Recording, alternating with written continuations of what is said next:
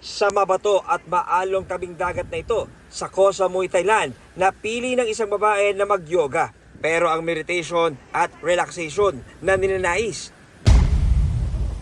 nauwi sa hinagpis. Nilamon kasi siya ng dagat na mabangis.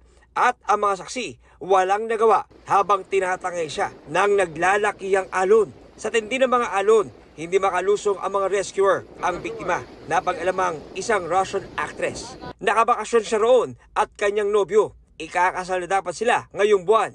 Matapos ang trahedya noong November 29, nakita ng mga otoridad ang kanyang bangkay noong December 1 at agad inabisuhan ang mga kaanak niya sa Russia. Ayon sa mga pulis, posibleng naubusan ng lakas ang biktima habang pilit isinasalba ang sarili mula sa mga alon na hanggang 3 metro ang taas.